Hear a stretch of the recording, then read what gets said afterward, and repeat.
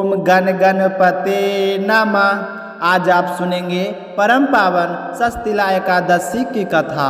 तो सारे श्रोतागण से इस कथा को विष्णु भक्त का स्मरण करते हुए पूरा सुने, क्योंकि आधे अधूरी कथा सुनने से हमें हमारे व्रत का पुण्य फल नहीं मिलता है, और कथा को बीच में छोड़ने से, बीच में बोलने से भगवान भी नाराज हो जाते हैं। तो बोलिए विष्णु भगवान की जय हो, तुलसी माता की जय हो, लक्ष्मी माता की जय हो। आप भी कमेंट बॉक्स में इनका जयकारा जरूर लगाएं और अशोक वेदा चैनल को सब्सक्राइब भी जरूर करें। भगवान पुंडरीकाक्ष से आपकी हर मनोकामनाएं पूर्ण है। एकादशी माता को बारंबार प्रणाम है बोलना चाहिए। आज हमने आपका व्रत रखा है और आपकी कथा को श्रद्धा भाव से सुन रहे हैं। आप अपना आशीर्वाद हमेशा आप सब पर बनाए रखें। कथा सुनने में अगर कोई भूल चूक हो जाए तो अपने मूल भक्तों को क्षमा करके उनके सारे मनोरथ पूर्ण करना। तो आइए सुनते हैं आज की कथा। मार्गशीर्ष माह के कृष्ण पक्ष में की एकादशी को उत्तना एकादशी के नाम से जाना जाता है। मान्यता है कि इस दिन व्रत करने से व्यक्ति को पिछले जन्म के पापों से भी मुक्ति मिल जाती है। जो भी विष्णु भक्त इस एकादशी का व्रत करता है उसे एकादशी का व्रत कथा जरूर सुननी चाहिए, तभी व्रत का पूरा पुण्य फल मिलता है और हमारा व्रत पूरा होता है। तो बोलिए विष्णु भगवान की जय हो। युधिष्ठिर ने एक बार पूछा कि भगवान पूर्णिमा एकादशी तिथि कैसे उत्पन्न हुई, यह संसार में सबसे पवित्र क्यों मानी गई है तथा यह सभी देवी देवताओं की प्रिय कैसे बन गए। श्री भगवान कहने लगे कि हे कुंती नंदन, प्राचीन समय की बात है। सतयुग में मुर नामक दानव रहता था। वह बड़ाई अद्भुत, अत्यंत रोधर तथा संपूर्ण देवताओं के लिए भयंकर था। उस काल रूपधारी दुराता महासुर ने इंद्र को भी हरा दिया था। संपूर्ण देवताओं उसे हार कर स्वर्ग से निकाले जा चुके थे। शंकित तथा भयभीत होकर पृथ्वी पर बिछड़ रहे थे। तो एक दिन सारे देवता महादेव जी के पास गए और वह जाकर इंद्र को ने भगवान शिव को सारा हाल कह सुनाए। इंद्र कहने लगे कि हे महेश्वर, यह सारे देवता स्वर्ग लोक से निकलकर पृथ्वी पर बिछड़ रहे हैं। मनुष्य में रहकर इनकी शोभा नहीं होती। हे देव, आप ऐसा कोई उपाय बतलाइए जिससे इन्हें इनका स्वर्ग वापस मिल जाए। देवता किसका सहारा ले, कहाँ जाए, क्या करे, हमारा मार्गदर्शन कीजिए। तो इंद्र की बात सुनकर महादेव जी ने कहें कि हे देवराज इंद्र, जहाँ सबको शरण देने वाले, सबकी रक्षा की तत्पर रहने वाले, जगत को शरण देने वाले, सबकी रक्षा में तत्पर रहने वाले जगत के स्वामी भगवान गरुध्वज विराजमान है, तुम वहाँ जाओ, वे लोग तुम्हारी जरूर रक्षा करेंगे। तो भोले शंकर की बात सुनकर परम बुद्धिमान देवराज इंद्र संपूर्ण देवताओं के साथ विष्णु जी के पास गए। भगवान गदाधर क्षीर सागर में जल में सो रहे थे। उनका दर्शन करके इंद्र ने हाथ जोड़कर स्तुति करनी शुरू कर दी कि इंद्र कहने लगे कि हे देव देवेश्वर, आपको नमस्कार है। देवता और दानव दोनों ही आपकी वंदना करते हैं। हे पुंडरीकाक्ष, आप दैत्य के शत्रु हैं। हे मधुसूदन, हम लोगों की रक्षा कीजिए। हे जगन्नाथ, संपूर्ण देवता मुर नामक दैत्य से भयभीत होकर आपकी शरण में आए हैं। भक्त बत्सल, हमें बचाइए। देव देवेश्वर, हमें बचाइए। जनार्दन, हमारी रक्षा कीजिए, हमारी रक्षा कीजिए प्रभु। दानव का विनाश करने वाले कमल नयन, हमारी रक्षा कीजिए प्रभु। हम सब लोग आपके समीप आए हैं, आपकी शरण में आ पड़े हैं। भगवान शरण में आए हुए देवताओं की सहायता कीजिए। देव, आप ही पति, आप ही मति हैं, आप ही कर्ता हैं, आप ही कारण हैं। हम आप सभी लोगों की माता और आप ही इस जगत के पिता हैं। भगवान देव देवेश्वर शरणागत वत्सल, सभी देवता भयभीत होकर आपकी शरण में आए हैं। हे प्रभु, अत्यंत उग्र स्वभाव वाले महाबली मुर नामक दैत्य ने संपूर्ण देवताओं को जीतकर इन्हें स्वर्ग से निकाल दिया है। आप ही अब हमारी रक्षा कीजिए। तो इंद्र की बात सुनकर विष्णु भगवान कहने लगे कि देवराज, वह दानव कैसा है, इसका रूप और बल कैसा है, और उस दुष्ट की रहने का स्थान कौन सा है। तो इंद्र कहने लगे कि हे देवेश्वर, पूर्व काल में पितामह ब्रह्मा जी के वंश में एक महान असुर उत्पन्न हुआ था जो बहुत ही भयंकर था। वह भी अत्यंत उत्कृष्ट महापराक्रमी और देवताओं के लिए भयंकर है। चंद्रावती नाम से एक प्रसिद्ध नगरी है, उसी में स्थान बनाकर वह निवास करता है। उस दैत्य के समस्त देवताओं को परास्त करके स्वर्गलोक से बाहर निकाल दिया है, और उसने एक दूसरे ही इंद्र को स्वर्ग के सिंहासन पर बैठाया है।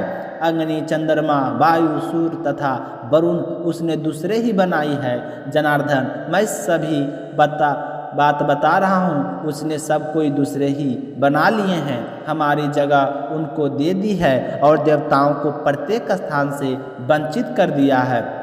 अब आप ही हैं जो हमारी रक्षा कर सकते हैं। तो इंद्र का कथन सुनकर भगवान जनार्दन को बड़ा ही गुस्सा आया। वे देवताओं को लेकर चंद्रावती पुरी में पहुंच गए।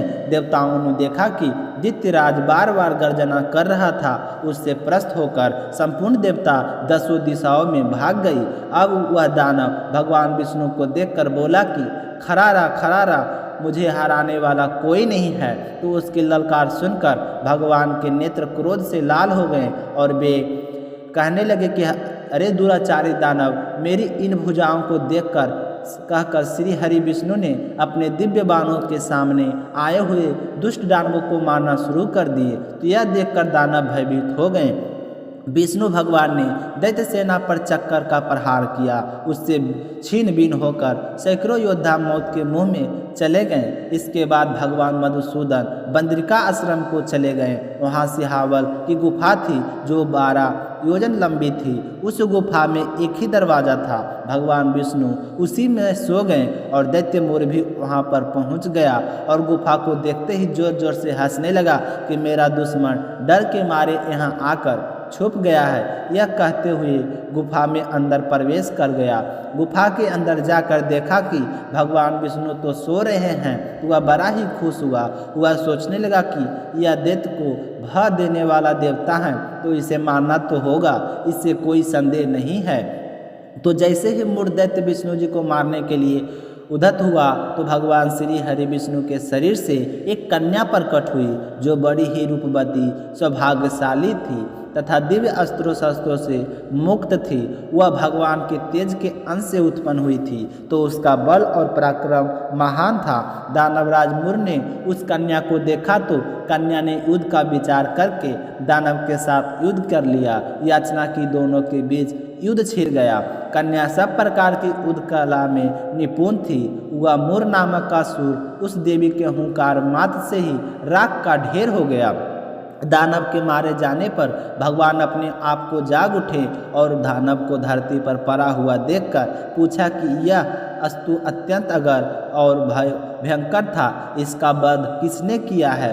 तो वह कन्या कहने लगी कि स्वामी, आपके ही प्रसाद से मैंने इस महादित्य का वध किया है। तो कन्या की बात सुनकर विष्णु जी ने कहा कि कल्याणी, तुम्हारे इस कर्म से तीनों लोगों के मुनि और देवता अनादित हुए हैं। अतः तुम्हारे मन में जैसी रुचि हो उसके अनुसार मुझसे कोई वरदान मांग लो।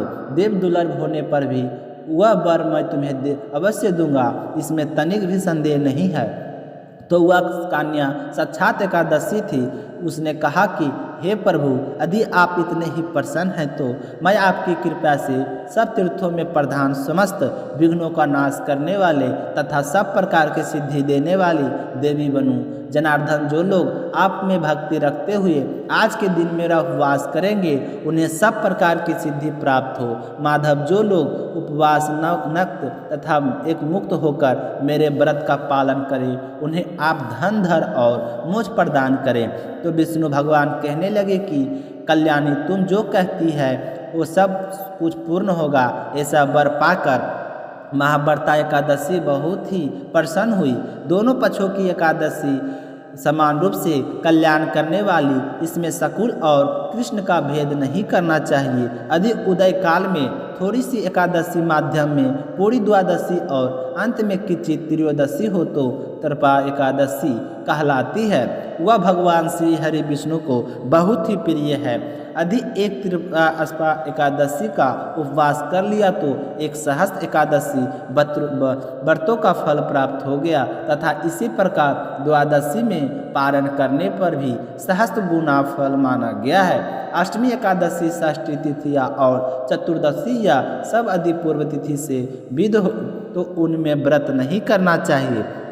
परिवर्तनीय तिथि से युक्त होने पर ही इसमें उपवास का विधान होता है। पहले दिन में और रात में भी एकादशी हो तथा दूसरे दिन केवल प्रातः काल एक दंड एकादशी रहे तो पहली तिथि परित्याग करके दूसरे दिन की द्वादशी युक्त एकादशी को उपवास करना चाहिए। यह विधि मैंने दोनों पक्षों की एकादशी के लिए बताई है।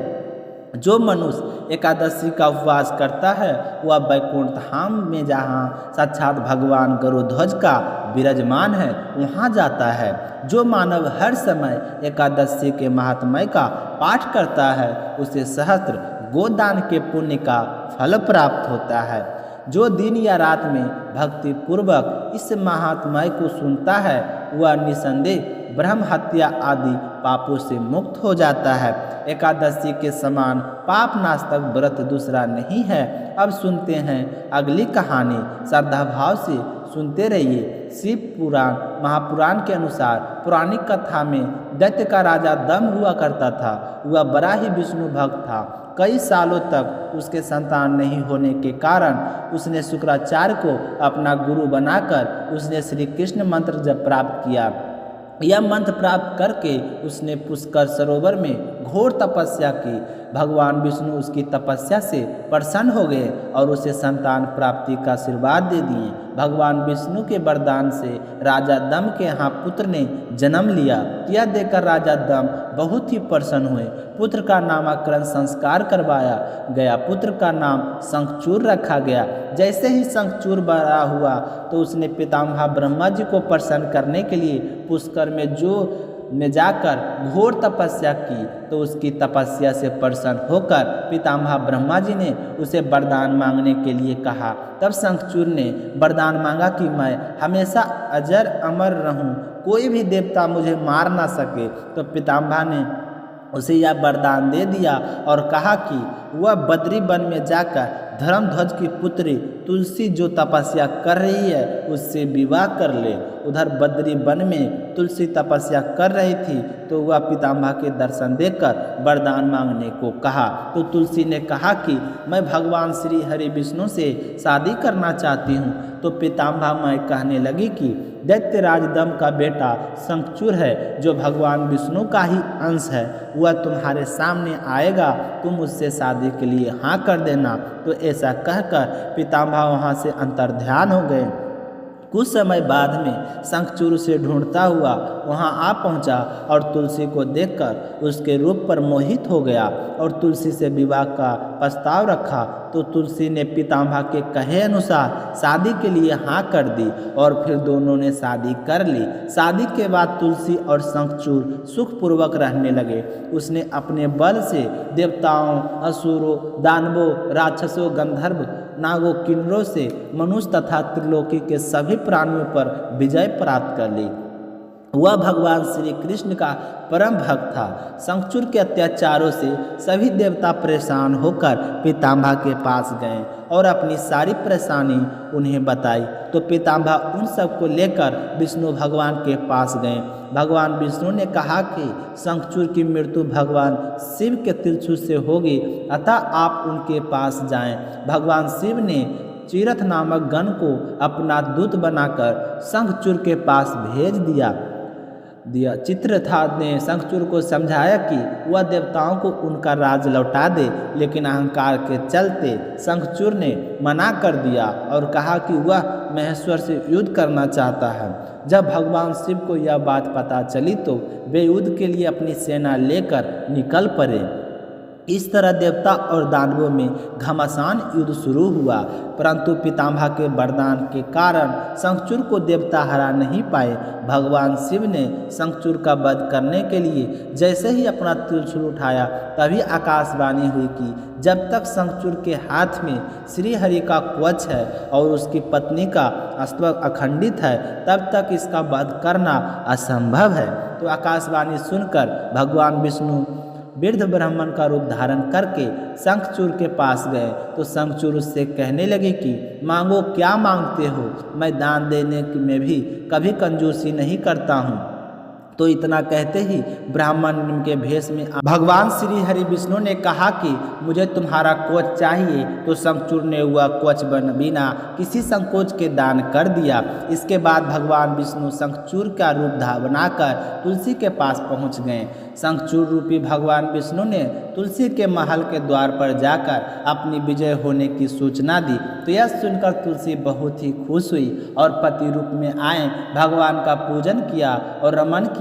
ऐसा करते ही तुलसी का अस्त्र खंडित हो गया। भगवान शिव ने युद्ध में अपने त्रिशूल से शंखचूड़ का वध कर दिया। जब तुलसी को इस बात का पता चला कि उसके पति नहीं रहे, जो सामने है वह तो भगवान श्री हरि विष्णु है, तो क्रोध में आकर तुलसी ने कहा कि अपने छल पूर्वक मेरा धट किया है और मेरे पति को मार डाला है, अतः मैं आपको श्राप देती हूँ कि आप पाषाण होकर धरती पर रहें। तो तुलसी की बात सुनकर श्री हरि विष्णु ने कहा कि हे देवी, तुम मेरे लिए भारतवर्ष में रहकर बहुत दिनों तक तपस्या करती रही, इसलिए तुम्हारा यह शरीर नदी रूप में बदलकर गंडकी नदी के रूप में प्रसिद्ध होगा। तुम पुष्पों में श्रेष्ठ तुलसी का वध वृक्ष बन जाओगी और सदा मेरे साथ रहोगी। तुम्हारे श्राप को सत्य करने के लिए मैं शालिग्राम बनकर रहूँगा। गंडकी नदी के तट पर मेरा वास होगा। देव प्रबोधनी एकादशी के दिन भगवान शालिग्राम और तुलसी के विवाह संपन्न कराकर मांगलिक कार्यों की शुरुआत की जाएगी। जो भी हमारे इस स्वरूप का विवाह कराएगा और श्रद्धा भाव से हमारा पूजन करेगा, उसकी सारी मनोकामनाएं पूर्ण होगी। मान्यता के अनुसार तभी से इस दिन तुलसी शालिग्राम का विवाह करने की परंपरा चल पड़ी है। जो भी व्यक्ति श्रद्धा भाव से इनका पूजन करके इनका विवाह संपन्न कराता है, उसे अपार पूर्ण फलों की प्राप्ति होती है।